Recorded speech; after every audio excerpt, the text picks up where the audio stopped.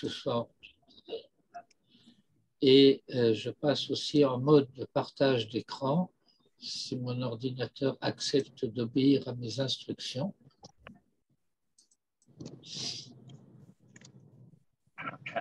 Voilà.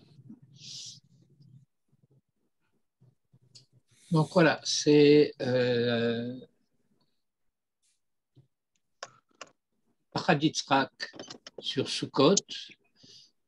Étant donné que ce mamar fait suite à une première partie du livre qui était consacrée à Shabbat, ils ont gardé la numérotation continue des Mahamarim et au lieu de reprendre à partir de 1 dans la deuxième partie qui concernait donc Sukkot et qui est intitulée Birkat Avot.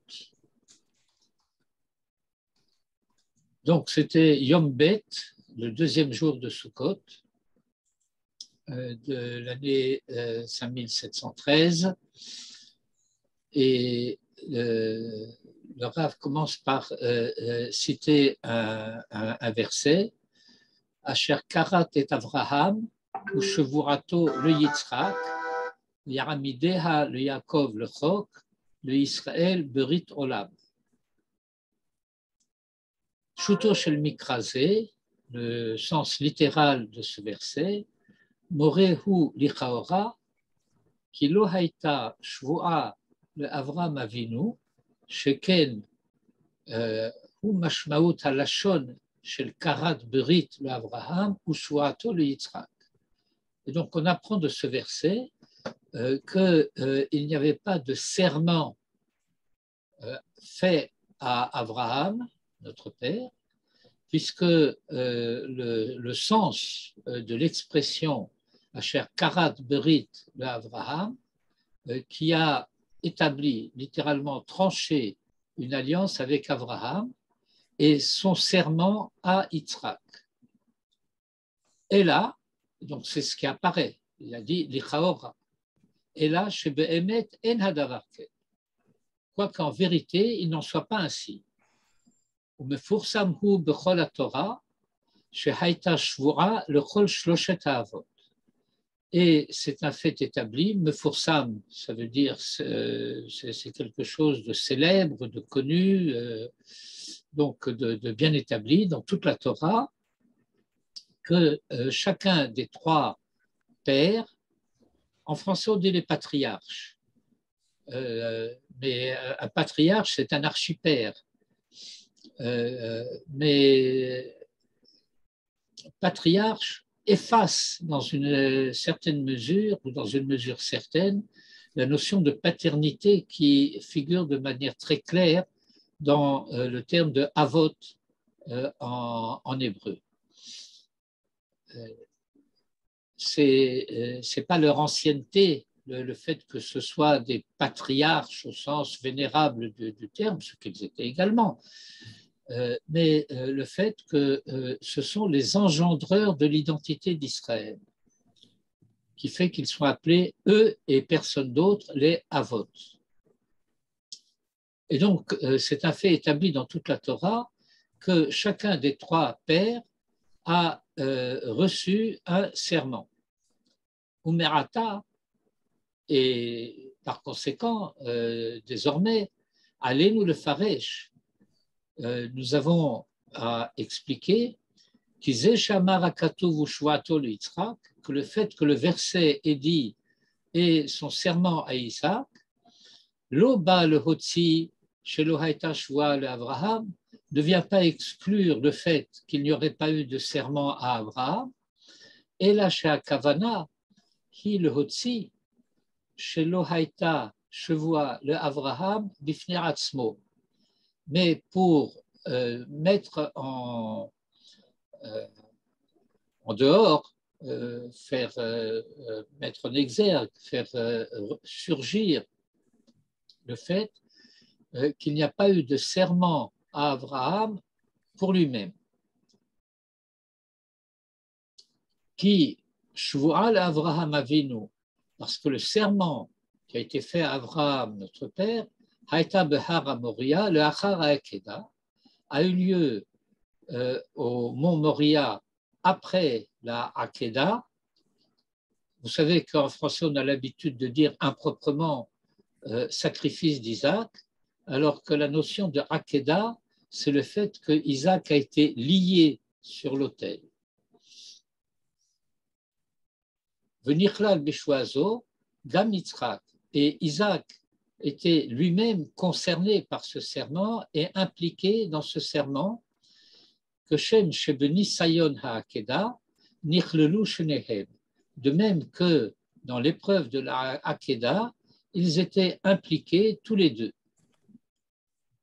Vechen Perash Rashi, et c'est ainsi que Rashi a expliqué à la Shavua Hazo à propos de ce serment, Shenemar Ba Barech Avarechecha, bénir je te bénirai, Shanu Dorshim Ba Achat le Av, Achat le Ben. Barech Avarechecha, la répétition du verbe, qui est je vais dire un procédé, mais un mode assez spécifique d'insistance dans l'hébreu biblique, implique et l'un et l'autre, un pour le Père, un pour le Fils. Le Medim Anumika, et nous apprenons de cela chez Afalpi, chez Aftachot Nitnulo Lavram Avinu Bifne Atzmo, que bien que Abraham ait reçu des assurances, Aftachot, Gam Terem Ledat Yitzhak, même avant la naissance d'Isaac, Nikol Makom, néanmoins, Hashvoa Shenitnalo Lavram Avinu, Iefshar Hayala Lavo, Kodem Ahit Kalulut Shel Avraham Yitzhak, le Tseruf Echad, mais le serment qui a été fait à Abraham, qui a été donné littéralement à Abraham, notre père, Iefshar Hayalo La Lavo, ce serment ne pouvait pas avoir lieu avant que Abraham et Isaac n'aient été réunis dans un même faisceau. Le tsaref, c'est adjoindre, joindre, je traduis donc être réunis dans un même faisceau. בוודאי שראוי לנו להתעורר על המהלך הפנימי של עניין חילוק ההבטחה מן השבועה, et bien entendu, nous avons à nous éveiller, littéralement, ça veut dire à prendre garde, donc à étudier à Mahalach, le processus apnimi, intérieur, intime, chez l'Inyan Chiluk Haftacha Min HaShavua, de la distinction entre l'assurance et le serment, et chez Avraham Avinu, chez Avraham notre père, chez l'Onitnala Hashvua Beshat Haftacha, à savoir que le serment n'a pas accompagné l'assurance, et la Shenit Achra Lo Hashvua, mais que le serment a été retardé ad Achar Akedat Yitzhak, jusqu'après la Akedat Yitzhak. Donc tout ce premier paragraphe est en fait une introduction à la problématique que le Rav veut étudier. Ayen Ramban. Qui est, pardon Rav, la problématique qui est, il n'y a pas eu de serment de fait à Abraham. C'est ça la problématique? C'est le fait que le serment qui a été fait à Abraham n'a pas été fait à Abraham seul, mais à Abraham et Yitzhak ensemble. Ah, d'accord. Dans le verset que nous avons vu tout de suite, Asher Karat et Abraham, l'alliance qu'il a contractée avec Abraham, Ushvuato le Yitzhak, et son serment à Isaac, et il a établi en loi pour Jacob le Yisraël Berit Olam, pour Israël en alliance perpétuelle. Et donc, le verset dit explicitement Shavurato le Yitzhak, alors que l'expression Asher Karat et Abraham ne semble pas, contenir un serment. Et donc, il n'y aurait pas eu de serment à Abraham. Là-dessus, le Rav précise, ce n'est pas exact. Il y a eu un serment à Abraham. Mais ce que le texte veut mettre en évidence, c'est le fait que, alors qu'il y a eu un serment à Isaac, spécifiquement pour lui-même, le serment à Abraham n'était pas personnel exclusif pour Abraham, mais qui impliquait aussi Isaac. Or, il y a eu de manière très explicite une haftacha faite à Abraham même avant la naissance d'Isaac. Et d'ailleurs, cette haftacha concernait la naissance d'Isaac aussi, et l'héritage de la terre. Et donc, la problématique que le Rav veut considérer, c'est la différence entre la haftacha et la shvoa, et ce que cela a de particulier, qu'il y ait eu un serment spécifique à Isaac, puisque l'invité de la soukha du deuxième jour de Sukkot, c'est Isaac, n'est-ce pas? Premier Ushpizin, Abraham, deuxième, Yitzhak. Hier, c'était le premier jour de Sukkot, n'est-ce pas? Donc aujourd'hui, c'est le deuxième. Donc l'invité du jour, c'est Yitzhak. Bienvenue. Paragraphe 2. Ayen Rambam. Ayen, c'est toujours un renvoi. Un Ayoun, c'est un approfondissement. Et c'est une forme consacrée de l'hébreu rabbinique. Lorsqu'on veut dire, eh bien, va voir ce qui se passe chez Nachmanide, dit Ayen Rambam. Ça peut être Ayen tel Gemara ou tel Midrash ou tel auteur. Bereshit Kavbet Pasuk Tetzain, le commentaire donc de Nachmanide sur le chapitre 22, verset 16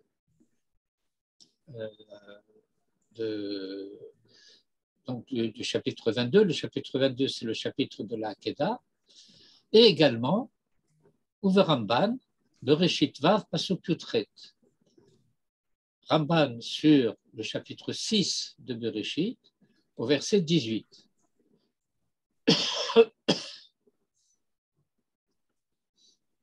Vetilmad midvarav, et tu apprendras de ce qu'il dit, qui adifuta shel hashvoa al haftacha, que l'avantage du serment sur l'assurance, haftacha c'est comme une promesse.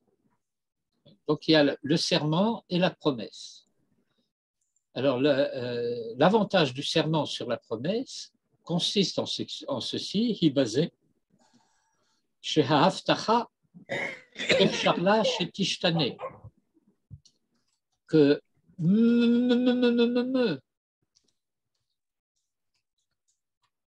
Livriout, c'est quoi Bref. J'arrive pas à changer le nom. C'est curieux, ça. Il y a une option dans Je sais, rename, mais à chaque fois, il revient ensuite à ça. Donc, ne nous attardons pas.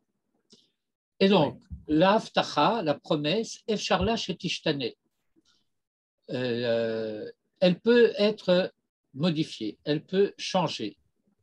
Qu'est-ce qui peut provoquer un changement dans la promesse? Aliodé she'achet gorem, par le fait qu'une faute provoquerait cela. Vehashvura me salé ket gam et achashashase.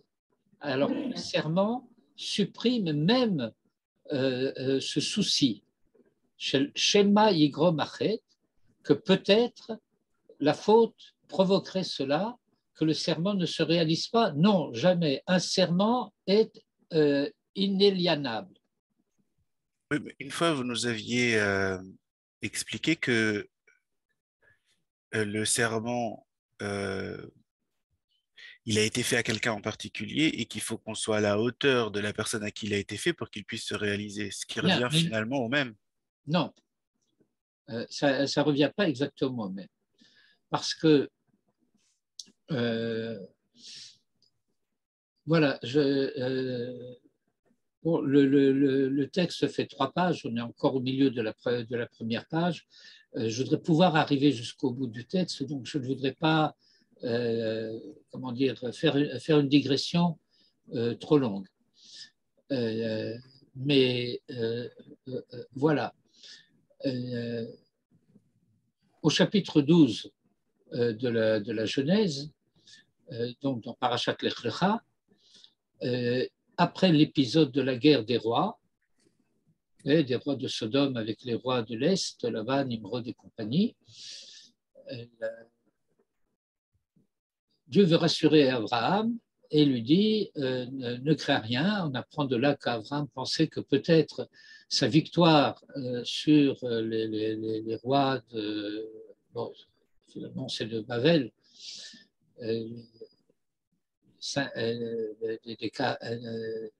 Les 4 rois contre les 5 rois des villes de Sodome, de l'agglomération des villes de Sodome, ça s'appelle une conurbation. Urbs, ça veut dire ville en latin. Parce qu'il y a plusieurs villes ensemble, ça s'appelle une conurbation. Bon, bref, peu importe. Et donc, qu'Abraham craignait que peut-être il avait épuisé ses mérites. Et donc Dieu lui dit ne crains rien, ton mérite, ton salaire est très grand, etc. Abraham a une réponse qui semble un peu désenchantée. Que peux-tu me donner? Je n'ai pas d'enfant. Alors Dieu veut le rassurer, il lui dit tu auras un enfant. Et donc ça, c'est de la nature de l'Haftarah, mais ça peut être aussi donc le fait que, c'est ce que j'ai plutôt expliqué, que comment comprendre que Dieu fasse une promesse et que ça ne se réalise pas. Et donc ce qu'il faut comprendre, c'est que ça ne se réalise pas tout de suite. Pourquoi? Parce qu'il faut que celui à qui la promesse est faite devienne en quelque sorte celui à qui la promesse est faite. Or, à ce moment-là, Abraham s'appelle encore Avram. Mais la promesse, en réalité, concerne Abraham. Excusez-moi une seconde. Oui. אני בשיעור, מה קורה? טוב, אז לא משנה. תקשיב שאת הבמה. זה לא יחי לפני שעה אחת. בסדר. Mon petit-fils. Bien. Et or, en fait, la promesse concerne Abraham. Et à ce moment-là, il s'appelle encore Avram. C'est d'ailleurs ce qui va induire l'impatience de Sarah en particulier, mais partagée par Avram, puisqu'il va accepter la proposition de Sarah concernant Agar. Et donc, je vais le formuler encore pour clore et conclure sur ce sujet, que lorsque le texte dit Vayotse oto achutza, il le fit sortir en dehors. Le pshat, c'est qu'il le fit sortir en dehors de la tente, et on comprendrait qu'il lui dit regarde le ciel. Donc on voit Abraham qui lève la tête vers le ciel, mais le verbe qui est utilisé par la Torah, c'est regarder de haut en bas. Donc il ne peut pas lever la tête vers le ciel, il faut qu'il baisse la tête. Et c'est donc Vayotse oto achutza, il a fait sortir de son horoscope. Donc, il a mis au-dessus des constellations. Et l'argument du Midrash est le suivant. Abraham était un grand astrologue et il dit à Dieu, tu sais bien que mon thème astral montre que je n'engendre pas. Enimolide. Dieu lui répond, Avram eno molid, Avraham molid. C'est le langage du Midrash. Cela nous permet de comprendre que la naissance d'Ishmaël un peu plus tard ne représente pas des toladot d'Avraham. C'est un enfant, c'est un fils de Hagar qu'elle a donné à Avraham. Mais il n'est pas dans la lignée des toladot d'Avraham. Avram eno molid. Vous comprenez la précision du texte. Mais Abraham, lui, il enfantera. Et donc, le fait que la promesse puisse être différée, modifiée, etc., la différencie du serment qui, lui, en tout état de cause, n'est jamais modifié, que le serment n'est pas atteint par la faute. Mais vous avez encore des exemples, parce que ça semble être un seul et unique exemple et rien d'autre que ça. Est-ce qu'on peut trouver une règle dans ce domaine-là où la promesse est en attente de l'alliance? Bon, je ne vais pas parler d'alliance. Vous parlez de… Oui, de… J'ai parlé d'identité. Oui, du serment.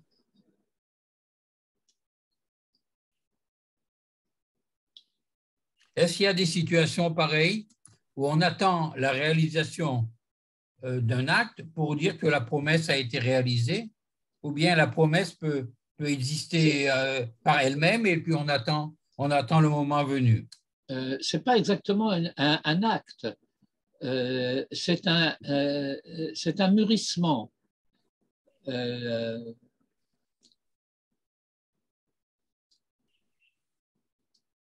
Écoutez, pour l'instant, je n'ai pas d'exemple qui me viennent en tête et je ne veux pas trop m'attarder dessus, mais je vais réfléchir à la question et on y répondra. Je reviens au texte, je m'aperçois que je ne l'ai pas numéroté. Si, il est numéroté, c'est vous qui cachez la numérotation. Je suis à la ligne 20.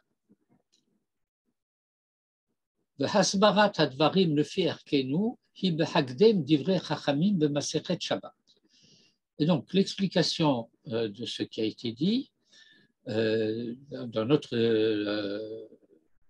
perspective, dans notre système, Fiarkenu, Hib Hagdem viendra en préfaçant en quelque sorte, en citant d'abord d'Ivrei Chachamim, l'enseignement des sages, de Maseret Shabbat, dans le traité de Shabbat, chez Amrou, qui Tevat Emet, et là le Rav va s'engager dans une analyse sémantique du mot de Emet, qui Tevat Emet, Binyana hi Mishloshet Haotiyot, que le mot Emet se construit à partir de 3 lettres, chez Harishona hi Atralat Haotiyot, que la première lettre du mot Emet est la première lettre de l'alphabet, Hashnia, la deuxième, le même, Emtsa Haotiyot, et le milieu de l'alphabet, Hashlishit hi Siyum Haotiyot, et la troisième, la fin de l'alphabet. On me voit misé. Et il s'entend de là, chez Binyanze Megalehu, Techuna Hamiyuchedet, le Midat Haemet. Et que cette structure dévoile le caractère spécifique de cette Mida.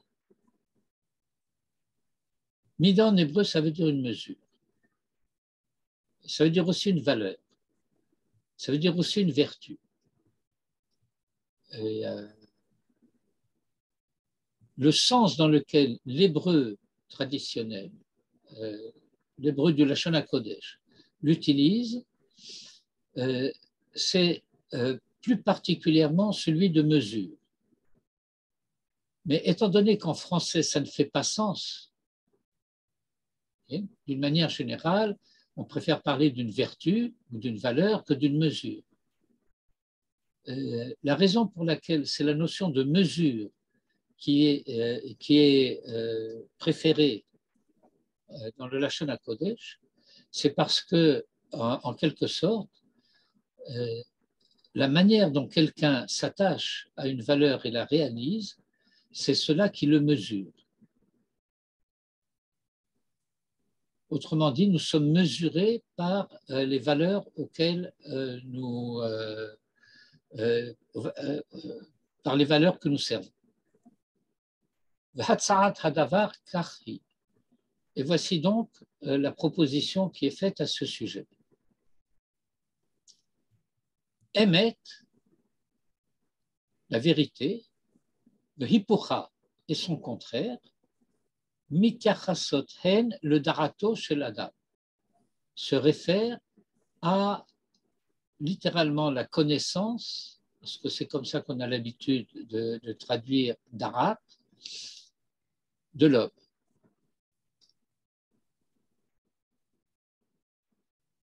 Le Rav va utiliser une des tournures, une des formules classiques de la définition de la vérité. Si la représentation de la réalité dans la connaissance de l'homme, c'est-à-dire nous dirions en français dans la pensée de l'homme, mat'im la metziut, correspond à la réalité, harezo darat emet. Alors, c'est une pensée vraie, c'est une connaissance vraie. S'il n'en est pas ainsi, si la représentation de la réalité dans la pensée de l'homme ne correspond pas à la réalité, alors il s'agit soit d'un mensonge, soit d'une erreur, puisque la vérité a deux contraires, le mensonge et l'erreur. Le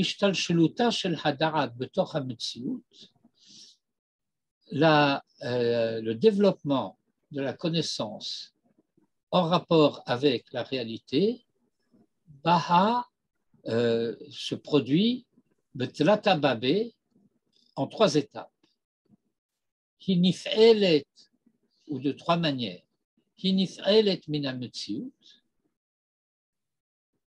Nous dirions en français qu'elle est influencée par la réalité. Nif'aelet, po'elet à la metziut, elle agit sur la réalité. Ou be'ofenze, et de cette manière, mekasheret et ha metziut ha po'elet, im ha metziut ha nif'aelet, et de cette manière, la darat, la pensée, la connaissance, établit une relation entre la metziut qui agit avec la metziut qui est agie. Alors nous dirons en français la réalité active et la réalité passive. Que chez Hadarat Hidarat Emet, lorsque la pensée ou la connaissance est véridique, Kolomar, c'est-à-dire que la réalité active, Matima im siur ha-metziut shel hadaat, correspond à la représentation de la réalité dans la pensée, az yarale ha-kesher yafé, cette relation s'établit convenablement, ha-metziut ha-nif'aelet, et la réalité passive, titraber, se reliera, vetitlaked, et là ça veut dire qu'elle va s'unir im ha-metziut ha-poelet, avec la réalité active. Ou le hefer, au contraire, que chez Hadarat Hidarat Mut'et, lorsque cette connaissance ou cette pensée est erronée, et que la représentation de la réalité telle qu'elle se produit dans la pensée, ne correspond pas à la réalité, cela rend l'enchaînement. La réalité passive, celle sur laquelle la pensée agit, qui est bodeda, va se trouver isolée,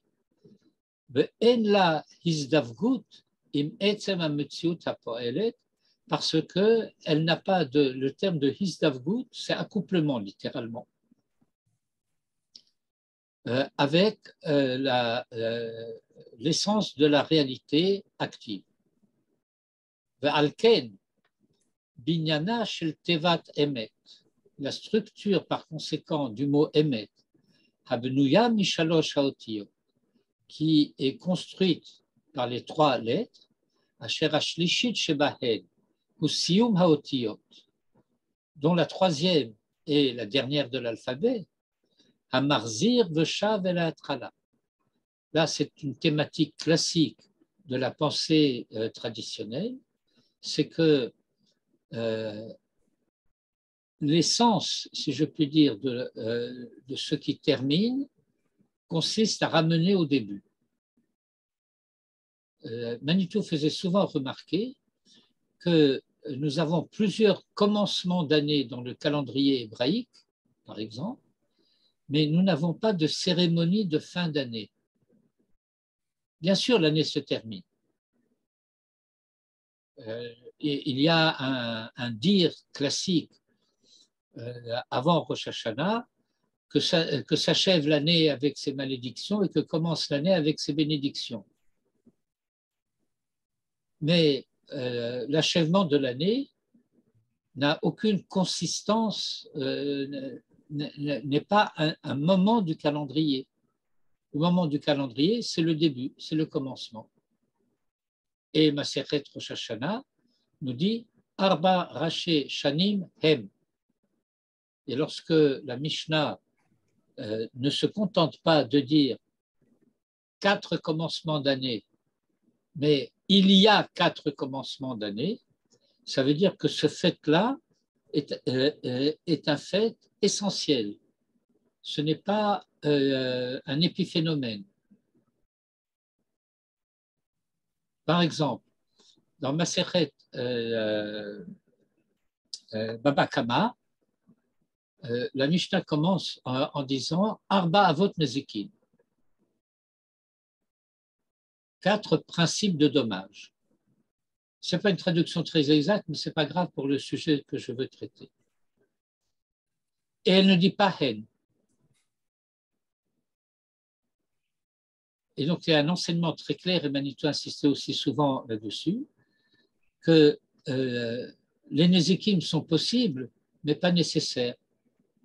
Par conséquent, on ne va pas dire Hen. Parce que le fait de dire Hen, cela signifierait que, par principe, il en est ainsi. Mais c'est occasionnellement qu'il en est ainsi. Lorsqu'il y a un dommage, ils vont se rattacher à l'un des 4 principes existants. Mais il n'est pas nécessaire qu'il y ait de dommages. Alors que le fait qu'il y a 4 commencements d'année, ça c'est quelque chose, si j'ose dire, de structurel. Ça fait partie de la réalité par essence. Et donc la 4e lettre nous ramène à la première. Valken binyana shel tevat emet habnuya mishalosh haotiyot, asher ashlishit shebahen hu siyum haotiyot amarzir veshav el ha'atchala, hare binyan ze more al amitiyut ha'emtza. Et ce fait-là, le fait que ce cycle puisse se fermer, désigne la vérité du milieu.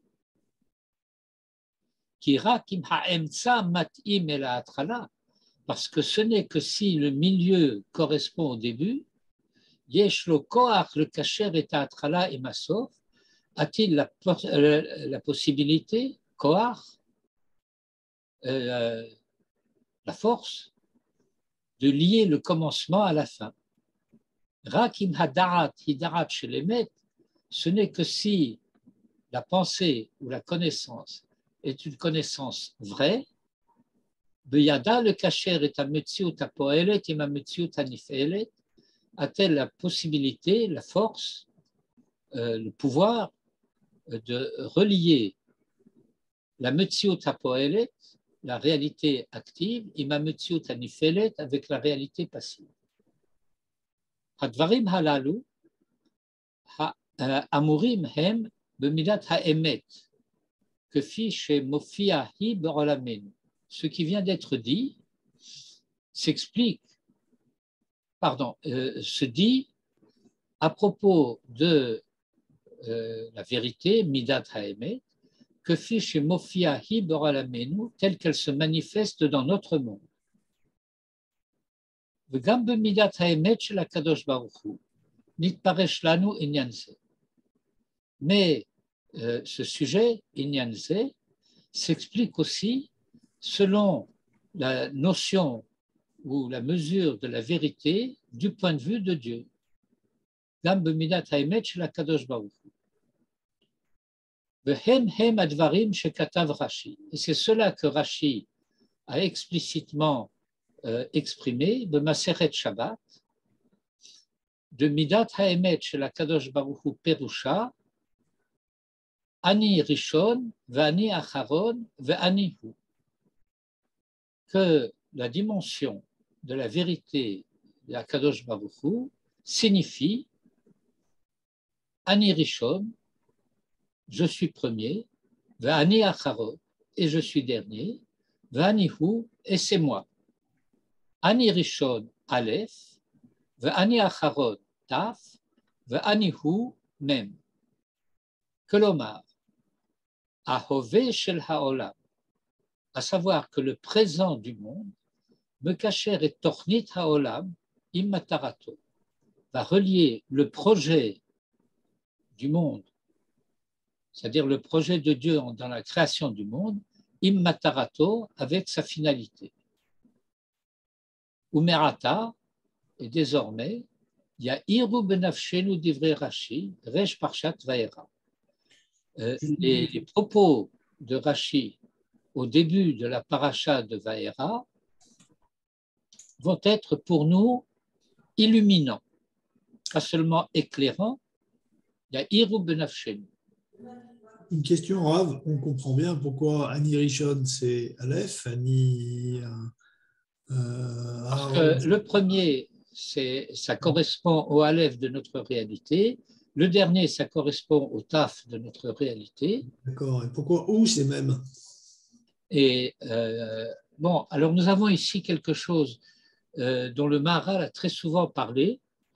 C'est que d'une manière générale, le milieu apparaît à la fin.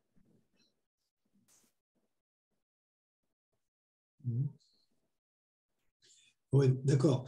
Et encore une fois, le Aleph, on comprend, le Tav, on comprend, mais le ou et le même, pourquoi c'est ou, c'est même? Parce que ou, c'est le milieu. Ah, et pourquoi ou, c'est le milieu? Ah.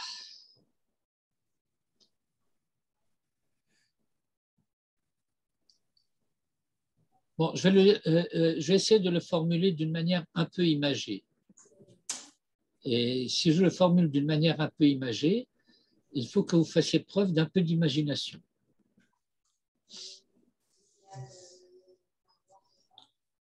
Hu, c'est le tiers.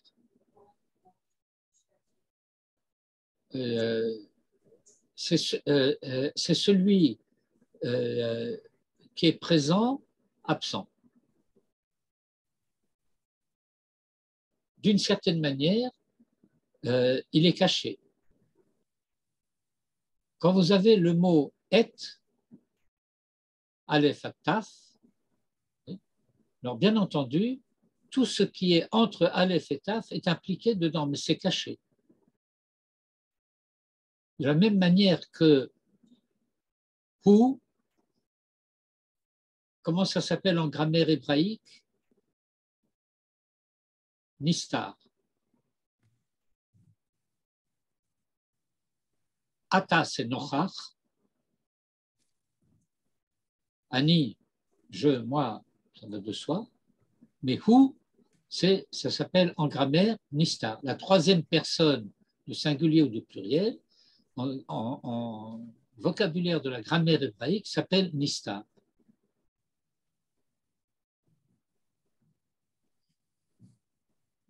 C'est l'arlésienne. On ne cesse d'en parler, on ne la voit jamais.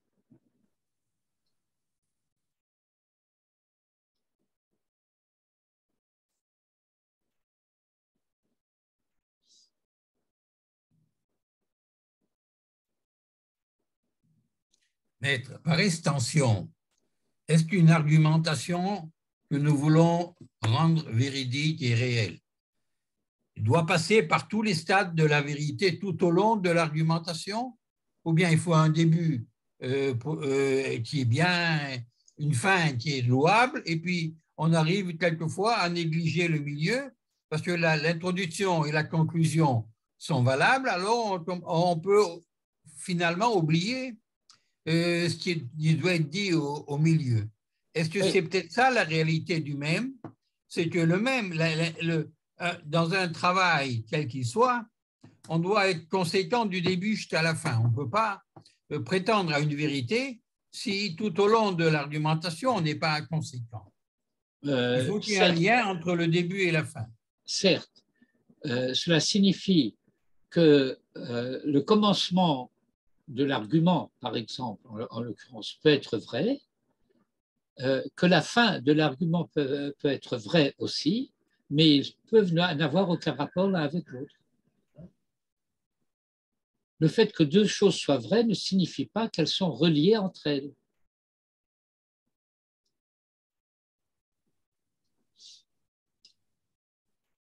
Oui, merci. Je peux démontrer que quelqu'un est père. Je peux démontrer que quelqu'un est fils.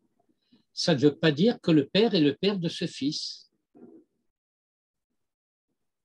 ni que le fils est le fils de ce père.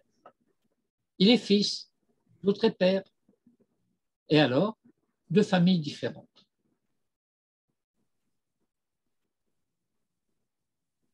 Est-ce que les psychologues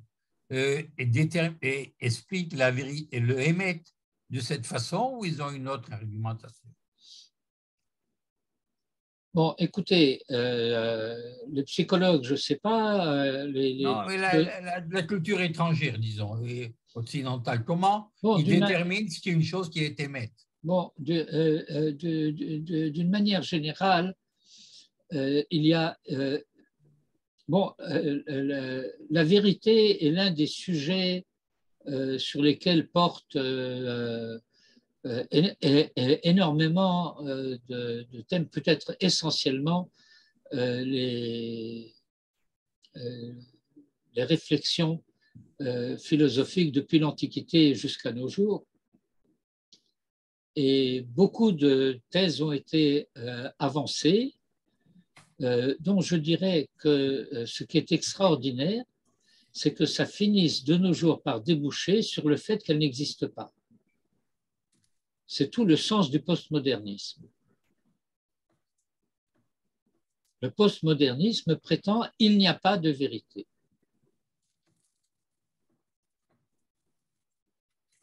Il y a des discours sur la vérité. Il y a ce qu'on appelle des narratifs.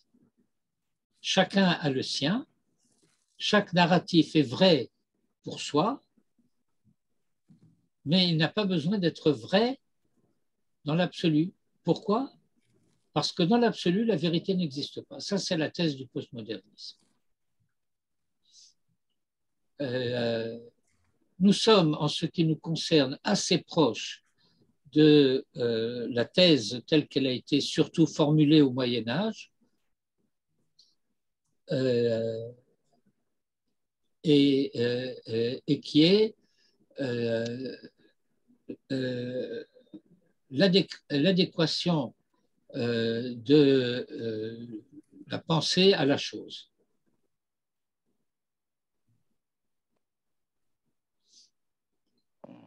Et puis à partir de là, vous allez avoir toutes sortes de développements qui vont être faits, en particulier au XXe siècle, dont nous sommes sortis, mais jusqu'à quel point en sommes-nous vraiment sortis?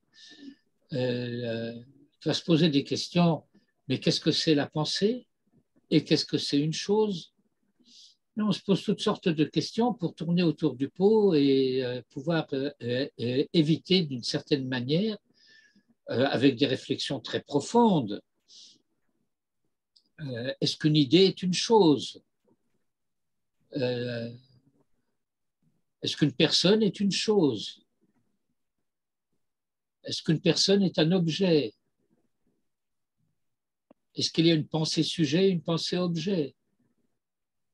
Bon, ça ne nous intéresse pas beaucoup en réalité.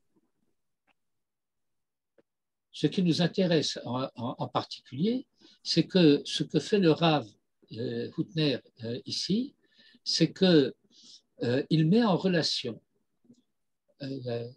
la notion de vérité avec la notion d'histoire. De notre point de vue, l'histoire a un commencement parce que le monde est créé. Et si le monde est créé, ça veut dire que le créateur a un projet. Ce projet se manifeste dans la manière dont le créateur nous apprend à travers la Bible, à travers la Torah, la nature du projet. Donc, en quelque sorte, nous connaissons le début, nous connaissons la fin, et il nous appartient de construire la relation du début à la fin.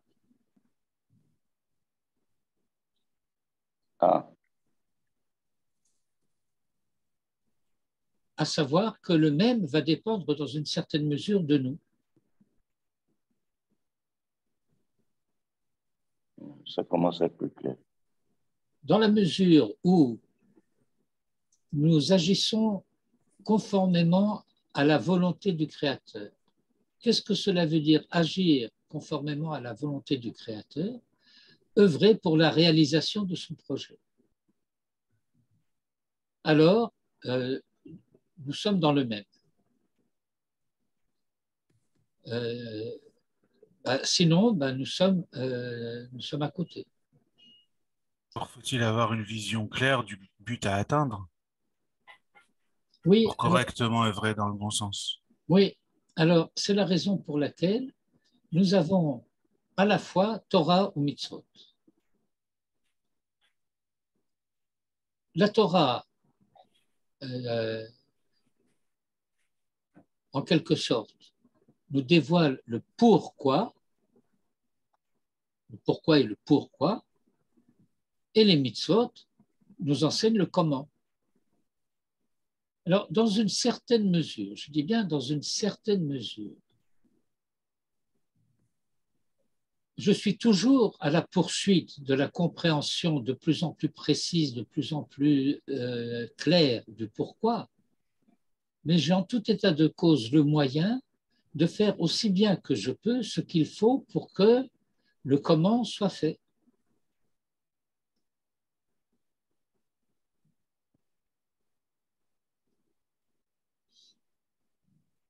Est-ce que vous pouvez revenir aussi 2 secondes sur, dans le texte, les deux différents types d'actions?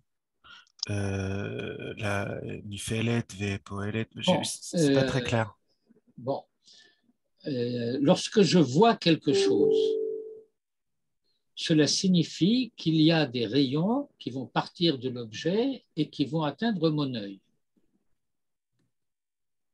Mon œil va interpréter, c'est pas l'œil, mais c'est l'œil va transmettre l'information au cerveau, il va y avoir toute une opération mentale, intellectuelle qui va s'opérer, et je vais dire, eh ben, ce que je vois, c'est telle chose. Et donc ma pensée a été agie par l'objet. Maintenant, en retour, ma pensée va considérer l'objet, va se l'approprier. Et donc, c'est cela que le Rav, dans le texte, appelle la réalité passive, lorsque c'est ma pensée qui s'empare de l'objet, ou la réalité active, lorsque c'est l'objet, par son impact sur ma vision, ou éventuellement sur mon audition, ou éventuellement sur mon toucher, ou par quelque intermédiaire que ce soit par lequel l'objet va se présenter à moi, et donc agir sur moi. Donc, ce que le Rav a expliqué, c'est que dans la considération de la construction de la vérité, il va y avoir la réalité qui m'est extérieure, la réalité qui m'est intérieure, celle qui agit sur moi et celle sur quoi j'agis. Que je traduis pour simplifier dans le vocabulaire active et passive. Parce que nifal, grammaticalement, ça veut dire passif. Et poël, qui est l'ancien terme qu'en hébreu moderne on traduit par kal, qui est la voix active.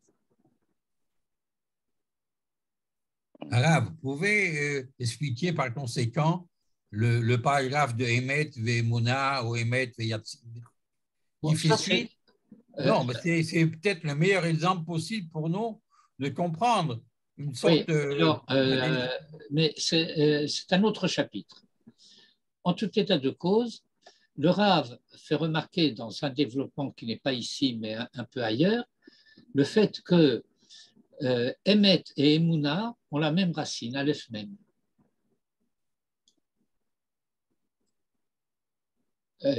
Et que Aleph même, c'est le radical qui construit le mot M, la mère. Et que par conséquent, la Emouna est de la nature de la confiance que l'enfant porte à sa mère.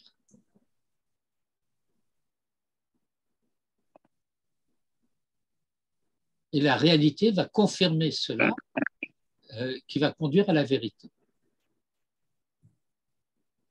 C'est pourquoi il est toujours important de ne jamais décevoir les enfants.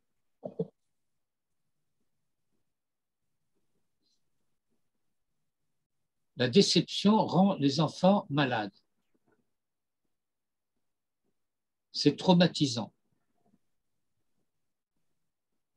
Parce que l'enfant, et je parle de l'enfant jusqu'à même 6-7 ans, ça peut être variable selon les tempéraments des enfants, etc., refusera de croire qu'il ne peut pas avoir confiance dans sa mère, et par conséquent, c'est en soi-même qu'il va perdre confiance.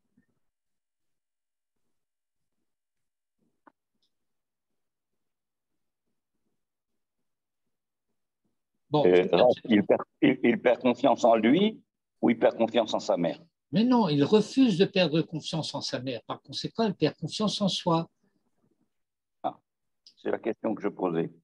C'est ce que je dis. Et quand je dis sa mère, ça peut être le père ou ça peut être le prof, ça peut être n'importe qui, dont on se rend compte que ce qu'il nous a dit n'est pas vrai.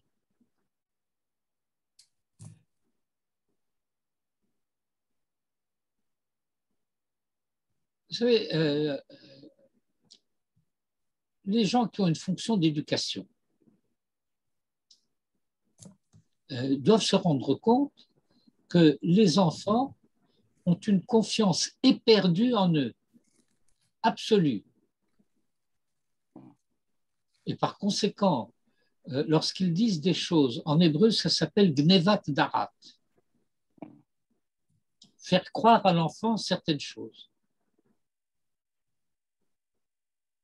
Dans l'éducation traditionnelle juive, on ne raconte pas des histoires de contes de fées, de Père Noël et de ces choses-là. Ça n'existe pas.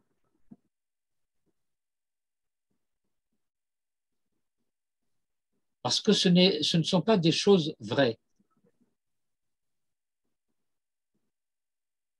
Oui, mais c'est important aussi le rêve chez l'enfant. Ah, mais le rêve, on le cultive. Il y a les midrashim. Mais les midrashim sont vrais. Au fur et à mesure que l'enfant grandit, on peut lui faire découvrir des dimensions du midrash qui lui étaient un peu, comment dire, subliminales. Dans le récit, en quelque sorte, pshatique.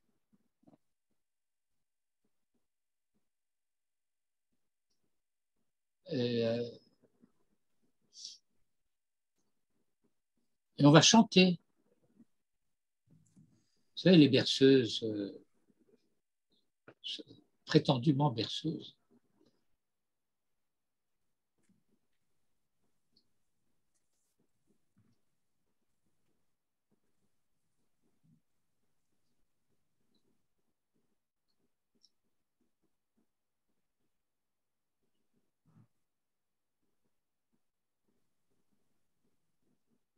Et alors voilà. Au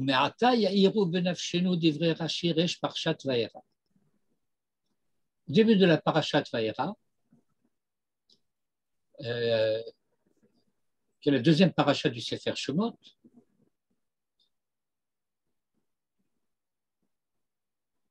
la Torah décrit un dialogue, plutôt un discours adressé par Dieu à Moïse. Vayera el Avraham el Yitzhak el Yaakov el Shaddai.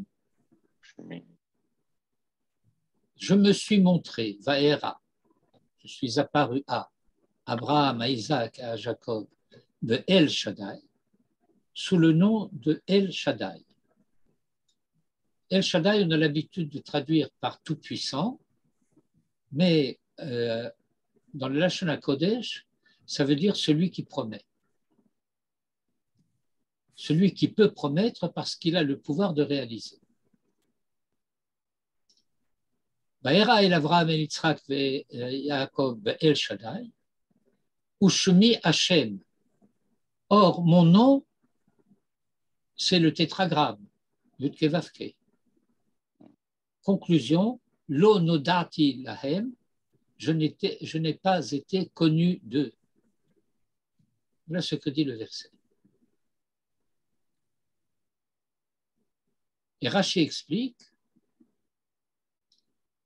Lo nodati lahem, vous savez, je suis là, Ushmi Hashem lo nodati lahem, Lo nigleti alehem bemidat ha'amitut sheli. Je ne me suis pas dévoilé à eux dans la dimension de ma vérité, chez Hare Hiftarti, puisqu'aussi bien, ça c'est une réponse à une question qui a été posée tout à l'heure, d'un autre exemple, où j'ai promis, Velo Kiyamti, et je n'ai pas réalisé. Sous-entendu, je n'ai pas encore réalisé. C'est maintenant que je réalise.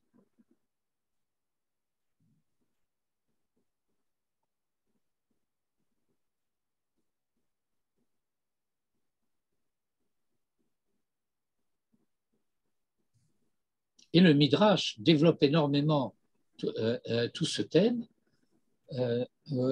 où il dit, par exemple, je vais prendre l'exemple du rêve de Jacob, parce qu'il faut que les enfants rêvent. Jacob est parti de Beersheba.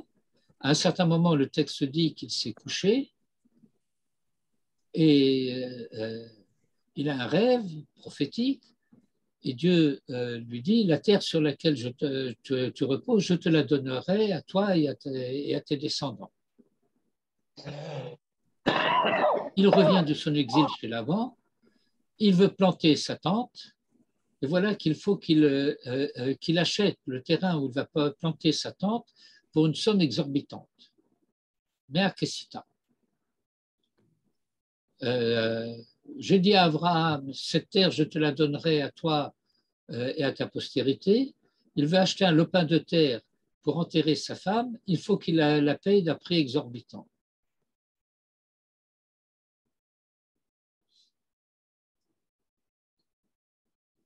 Et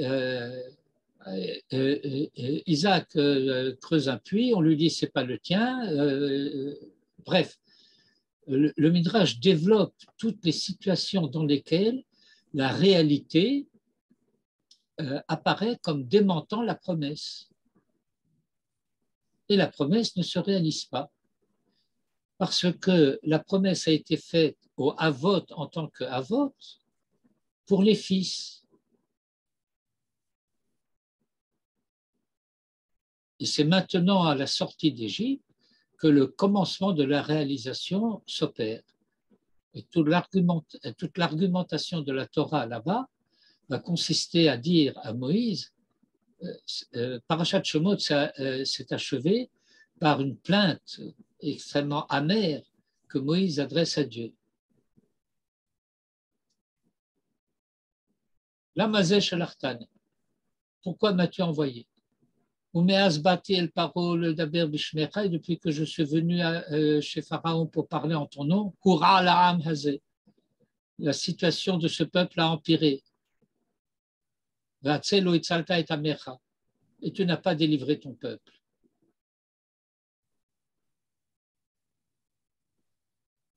Une accusation en bonne et due forme. Alors Dieu commence par dire, à la fin de Parashat Shemot, et maintenant tu verras, et Tacher Aessé le Pharaon, ce que je vais faire à Pharaon. Ki biyat chazaka yeshalchem, biyat chazaka yegarshem me'artso. Ce verset n'est pas une répétition avec d'autres mots. Parce que Yeshalchem, il les renverra, mais Yegarshem, ça veut dire il les chassera. Et s'il faut les chasser, c'est qu'ils ne veulent pas partir. Et donc, le verset dévoile quelle est la difficulté de la mission de Moïse. Pourquoi ça ne se réalise pas? Parce que les Hébreux ne veulent pas seulement que Pharaon ne veut pas. Alors, il faudra qu'il y ait Yad Chazaka de Dieu pesant sur Pharaon, Yad Chazaka Yeshalchem, mais aussi la Yad Chazaka de Pharaon sur les Hébreux, Yad Chazaka Yegarshem. Ce qui va se dévoiler dans quelques parachiotes plus tard, lorsque le texte dira Vayehi, oh malheur, Beshalach Paro et Ta'am, lorsque Pharaon eut renvoyé le peuple. Pourquoi? Pas lorsque le peuple est sorti sous la conduite de Moïse. Le peuple sort sous la conduite de Moïse. Pourquoi? Parce que Pharaon les a chassés. Et par conséquent, le projet ne peut pas se réaliser d'emblée. Il va y avoir un détour. Bon, c'est tout un thème que je ne veux pas développer davantage, mais vous comprenez ici ce que le texte dit. Shehare hiftarti velo kiyamti. Et dans le Midrash cité par Rashi, c'est Dieu qui parle. J'ai promis, je n'ai pas réalisé. J'ai rajouté, pour notre compréhension, je n'ai pas encore réalisé. Mais par rapport aux patriarches, ils n'ont pas connu la vérité parce qu'ils n'ont connu que la promesse, ils n'ont pas connu la réalisation. Que l'omar, c'est-à-dire, Mikevan shemidat haemet, inyana hu hitkashrut hasof el ha'atchala, que le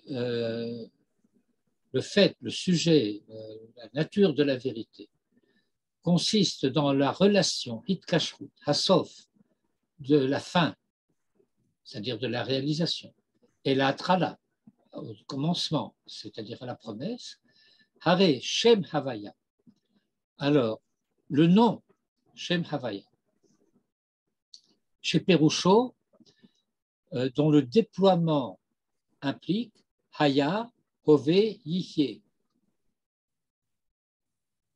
passé, présent, futur.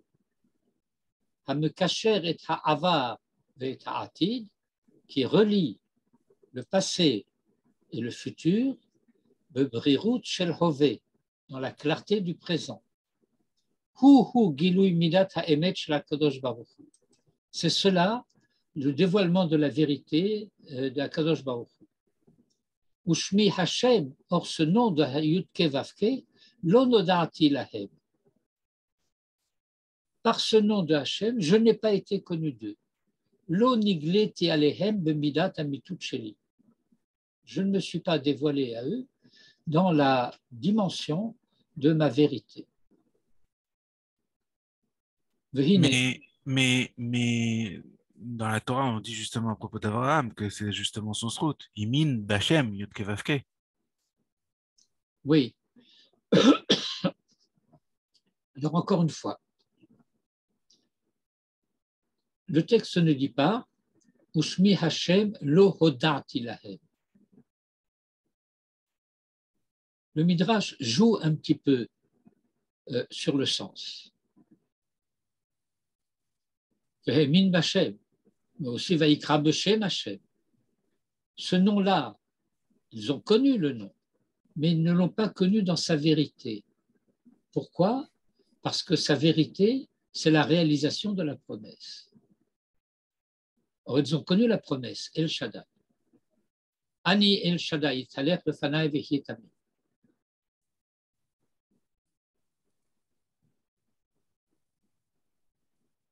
Mais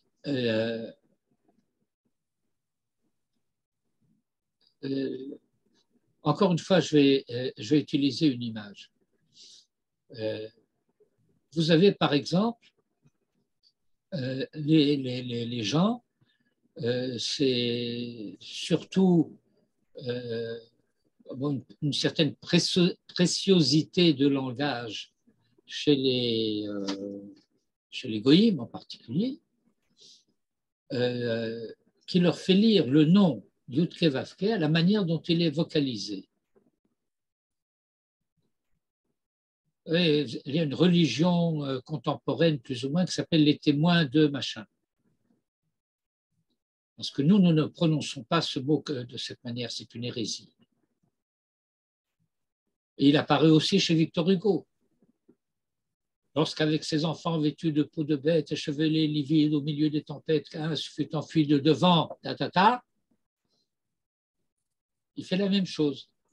Parce que c'est devenu comme une espèce de truisme que ce serait cela le nom du Dieu d'Israël. Et ça veut dire qu'ils ne connaissent pas le nom du Dieu d'Israël en tant que Yudke Vavke.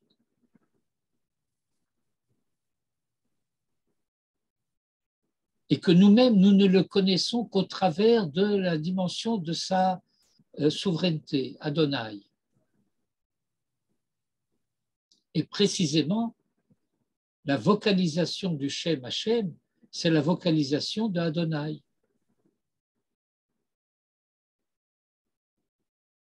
Le Sheva sous le Yod correspond au Sheva Patar sous le Aleph, parce que le Aleph étant une gutturale, il ne peut pas prendre un Sheva en début de mot.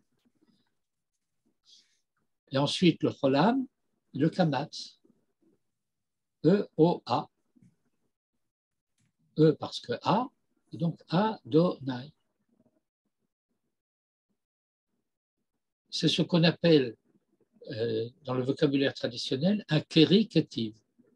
C'est écrit d'une certaine manière, ça se lit d'une autre manière. La manière dont cela se lit n'est pas la manière dont cela s'écrit.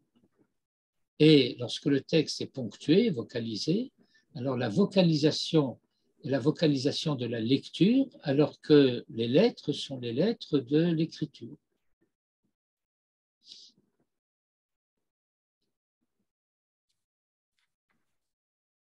Mais notre question au niveau de Abraham, il a quand même connu une forme de réalisation des promesses, puisqu'il a eu Yitzhak. Oui, mais ce n'est pas de cette promesse-là qu'il parle. On parle de la promesse de la terre. Ok, mais du coup, il n'a pas connu que El Shaddai dans le Dieu qui promet, mais qui ne réalise pas, puisqu'il y a eu une réalisation. C'est toute la thématique de la Hakeda. Le petit-fils de Rashi, le Rashbam, explique le début de ce chapitre 22 de la Hakeda Yitzhak de la manière suivante. Je cite presque mot à mot son commentaire qui vaut d'être connu. Abimelech te dit, voici ma terre est devant toi, installe-toi là où tu veux. Abimelech dit, de la terre que je t'ai promise, que je t'ai juré en fait, de te la donner, ma terre, et toi tu contractes une alliance avec lui. Tu passes les accords d'Oslo avec quelqu'un qui dit ma terre alors que c'est la tienne. Et donc le Rashbam dit, je ne t'ai donné ce fils que pour cette terre, tu renonces à la terre, rends-moi le fils.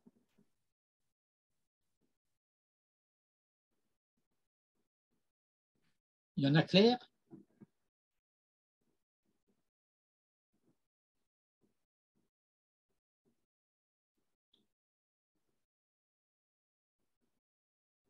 Et donc, ce n'est pas gratuitement, ce n'est pas pour rien que la mise à l'épreuve d'Abraham, c'est par rapport au fils.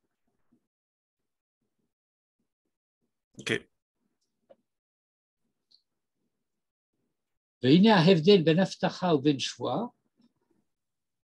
Or, la différence entre une promesse et un serment,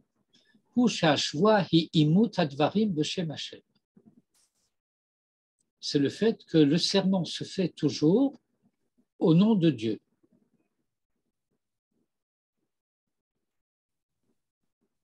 C'est pourquoi dans les 10 commandements, on parle de Shavua Shav et de Shavua Sheker.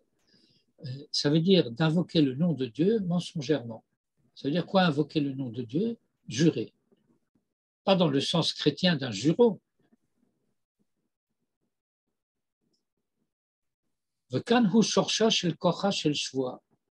Et c'est de là que procède la racine de la puissance du serment, le salek est à chashash shel shema yigrom achet, de supprimer le doute, le chashash. Chashash, c'est le souci. Ce n'est pas un chashad. Chashad, ça serait le doute.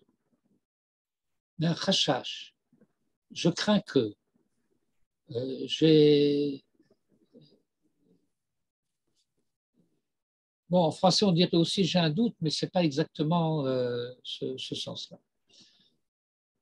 Que peut-être ça ne va pas se réaliser parce que, voilà, Dieu a dit à Jacob, je te ramènerai à la maison de ton père. Et puis voilà que lorsque Jacob revient avec tous ses troupeaux et ses femmes et ses enfants, début de la paracha de Vaishlach, il apprend qu'il va rencontrer Esav et le verset nous dit il a peur. Il dit mais qu'est-ce qu'il y a? Il n'a pas confiance en Dieu. Dieu lui a promis, il dit Shema Yigrom Achet. Mais peut-être que la faute va provoquer cela, que ça puisse ne pas se réaliser. Quelle faute? Le retard. Le retard avoué.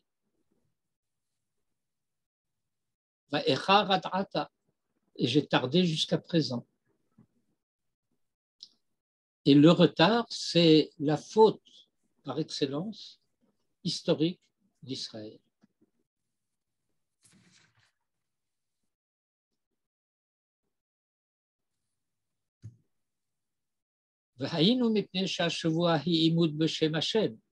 Parce qu'étant donné que le serment est la vérification par le nom de Dieu, Hamashra et Beriruto shel Hahove, qui fait peser, qui la Hashrot littéralement, c'est faire émaner, faire reposer la clarté du présent, Gam al ha'avar ve gam al ha'atid, aussi bien sur le passé que sur le futur.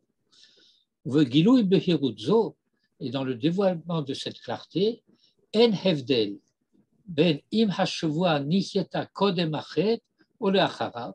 Il n'y a pas de différence quant au fait que le serment ait été fait avant ou après la faute. Ou que shem she'en makom lachshosh l'aftacha shema yigrom achet sheneasa mikvar lefnei ha'aftacha. Et de même qu'il n'y a pas lieu de craindre qu'une promesse puisse ne pas se réaliser à cause d'une faute qui aurait été faite avant que la promesse soit faite, puisque si la promesse a été faite après la faute, c'est-à-dire qu'elle ne tient pas compte de cette faute, comme auquel, de la même manière, en makom l'archosh bishua, il n'y a pas lieu de craindre à propos d'un serment, shema yigrom achet shelachar mikan, que la faute postérieure puisse avoir une influence. Ou même Shechim Anu et Akav Hala. Et bon, nous avons commencé à tracer une ligne. Nous continuons, nous traçons la ligne plus loin. Et pour ce faire, nous revenons al hadvarim shenidba'aru. Le ma'ala de contraste yerach ha'etanim. Nous revenons à ce qui a été dit plus haut. Là, nous sommes dans le contraste, donc dans le développement. Contraste littéralement en hébreu rabbinique, c'est le cahier. Le commentaire de Rashi chez les rabbins s'appelle Hakontras, le cahier de notes de Rashi. Mais ça peut vouloir dire aussi une dissertation ou un ensemble de développement autour d'un sujet commun. Et donc, le précédent, celui qui précède Birkat Avot, qui parle des Ushpizin de Sukkot, s'appelait Yerach HaEtanim, le mois des puissants. Etan, qui est aussi un prénom, un joli prénom en hébreu, qui veut dire le fort. Yerach HaEtanim, ça veut dire le mois de Tishri, parce que c'est le mois des événements forts. Rav, on dit que Etan, c'est Abraham. Oui,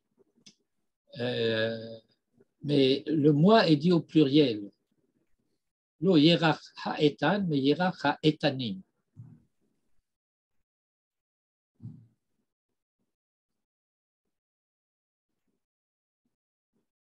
Et donc, puisque notre sujet ici, c'est Yitzhak, et donc dans ce contraste Yerach HaEtanim, Ma'amahé, dans le 5e discours, nous avons dit Avraham ou Yaakov, Matzinu Shinu Shemot. À propos d'Avraham et de Jacob, nous avons trouvé un changement de nom, mais Avraham le Avraham ou Yaakov le Israël. Avraham devient Avraham, Yaakov devient Israël. Ve'ilou be'Yitzhak, alors que, concernant Yitzhak, lo matzinu de kevaté, nous ne trouvons rien de semblable. Ve'efshar lanu lehasbir la'atzmenu inyan ze. Et nous pouvons nous expliquer ceci al yosod ha'havana ha'pnimit b'madregat binyana shel Knesset Israël al yadam shel ha'avot. Et nous pouvons donc nous expliquer ce fait qu'il n'y a pas de changement de nom de Isaac, alors qu'il y a un changement de nom d'Abraham, le premier, Aleph, un changement de nom de Yaakov, le Taf, il n'y a pas de changement de nom de Yitzhak, le même, le milieu. C'est le même. Et nous pouvons nous expliquer ce fait par la compréhension pnimite, ça veut dire pas formelle, mais intime, de Madrigat Binyana chez le Knesset Israël, concernant la manière dont se construit l'identité d'Israël. C'est ainsi qu'elle est désignée dans le vocabulaire rabbinique traditionnel, Knesset Israël. Knesset Israël désigne Israël à travers le temps et l'espace. Al Yadam Shel Ha'avot, comment Israël se construit par les pères. On va faire un petit détour. De Hiné, de Esav Matsenu, voilà donc qu'à propos de Esav, nous avons trouvé que dans le vocabulaire talmudique, chez Nikrahu Bilshon Chachamim, l'Israël Moumar. Qu'est-ce que c'est Moumar? Aigri? Non, non. C'est pas Maror. Hamara. Transformé. Oui. Quand il s'agit de la monnaie, c'est la conversion d'une devise en une autre. Hamarat dat, c'est le fait d'une conversion à une autre, entre guillemets, religion que le judaïsme. Se convertir au judaïsme, ça ne s'appelle pas Hamara, ça s'appelle Giyur. C'est un sujet pour lui-même, je ne rentre pas dedans. Et donc, Israël Moumar, ça veut dire un Israël renégat. C'est donc quelqu'un qui est potentiellement d'Israël, mais c'est un traître. Il a trahi sa vocation. Il a trahi sa mission. Il a trahi sa filiation. Il est Israël Moumar. ואף על פי שגם בזרעו של יעקב ייתכן שיימצא ישראל מומר, et bien que dans la descendance de Jacob, il peut se trouver que quelqu'un se convertisse à une autre religion. Mikol Makom, il n'en reste pas moins que la manière dont Jacob est désigné, dont la descendance de Jacob est désignée, la descendance de Jacob est désignée ici par l'expression mitato shel Yaakov, le lit de Jacob, comme on dit un enfant d'un premier lit, un enfant d'un deuxième lit, ainsi de suite. Le lit de Jacob, Kruyahi Mita Shlema, est appelé un lit intègre, entier, sans défaut. Le gabé Mitato chez Yitzhak, par rapport au lit de Isaac, et ceci, Mishum de Yaakov et Lach, parce que à partir de Jacob et Lach, et par la suite, Halacha Rovachati, c'est une Halacha Rovachat, largement connue, bien connue, évidente, de Israël, qu'un membre d'Israël, Afalpi Shechata, bien qu'il ait fauté, Yisraël Hu, appartient à Israël. La faute ne peut pas supprimer l'identité Israël de quelqu'un. Nul. À part Karet, non? Non, pas du tout. Nul ne peut ôter à qui que ce soit d'Israël son identité Israël, pas même Dieu. L'homme, par contre, peut provoquer cela qu'au bout de 3 ou 4 générations, il se soit fondu dans la masse, qu'il ait disparu. Et encore, ça ne veut pas dire qu'il ne peut pas réapparaître à un moment donné, et d'un seul coup, ça ressort, on ne sait pas d'où ça vient, mais ça vient. Kilo yidach mimenu nidach, parce que il n'y aura pas chez lui quelqu'un qui serait repoussé. Nidach. Les nidachim, ce sont en particulier les descendants des 10 tribus qui ne se connaissent plus comme appartenant à Israël et qui ressurgissent un peu partout aujourd'hui. Ça a été massivement le cas avec la tribu de Dan, qui était en Éthiopie. Et puis, on trouve des communautés en Chine, on trouve des communautés en Inde, on trouve... et il y a une vieille tradition concernant l'Afghanistan, les Pashtuns en particulier. Il y a des villages d'Afrique, on ne sait pas comment, on ne sait pas par quel itinéraire et par quelle filiation et par quoi. Et certains se réclament d'Israël. Nigeria. Imaginez-vous que On a des témoignages, en particulier de missionnaires, qui voulaient convertir des Noirs qui avaient des religions africaines, mais qui pratiquaient la circoncision. La question n'est pas de savoir si elle était conforme à la halakha, mais ils pratiquaient la circoncision. Et les missionnaires d'Afrique, et d'Amérique du Sud d'ailleurs, étaient prêts à tous les compromis avec les traditions locales, mais il y en avait une qu'il fallait extirper, c'était la circoncision, imaginez-vous, parce que ça faisait trop juif.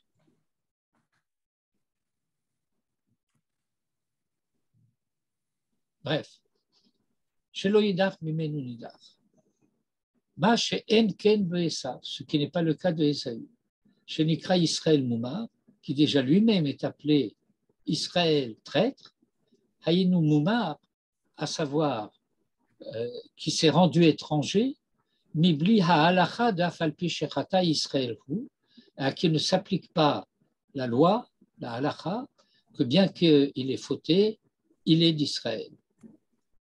De Hareb Emet, parce qu'en vérité, Nifrad le Gamre, il s'est séparé complètement, le Yatsa Minaklal le Dorota, et il est sorti de l'ensemble à jamais, le Dorota, pour toutes ces générations, Aliodé Maasea Hamara Shelo, par son acte de trahison. Venimtsa. Et il en résulte de Afalpi chez En Korin Avot Ela Lishlosha, que bien qu'on n'appelle père que trois, de Im Yaakov Nigmera Dargat Abahut chez le Knesset Israël, qu'avec Jacob s'est achevée la dimension de la paternité de Knesset Israël, Mikol Makom Efshar lanu limtso simanim b'madrigot ha'mahalach shel ha'abahut zo. Il nous est possible de trouver des repères, des points de repère, simanim, de madrigot ha'mahalach shel ha'abahut zo, dans les niveaux du processus de paternité en question.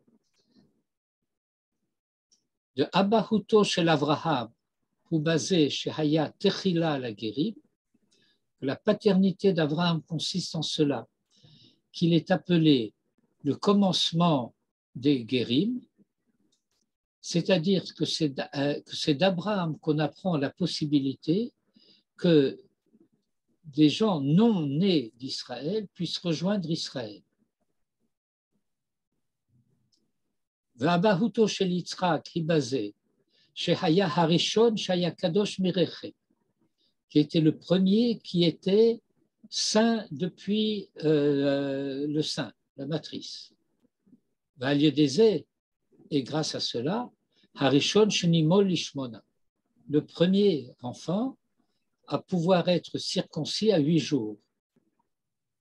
C'est le premier pour lequel s'est accomplie la mitzvah de la circoncision comme elle doit être.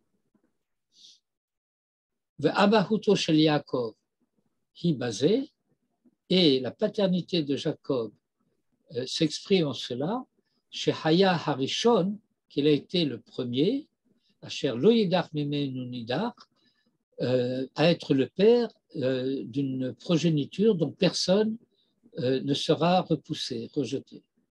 Asher Iefshar, et à propos de laquelle il est impossible, le hippared mimishparto, de se séparer de sa famille, aliodé kol maase hamara shebaolam, par quelque acte de conversion, quel qu'il soit. Quelqu'un s'est converti au christianisme, eh bien, il ne s'est rien passé. Il fait la tvila et c'est fini. Il n'y a pas à le reconvertir au judaïsme. Vous comprenez ce que je dis?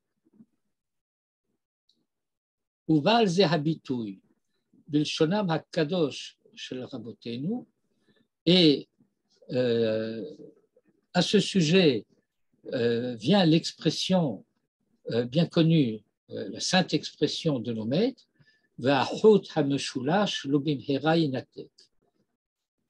et le triple cordon, le fil à 3 taureaux, ne se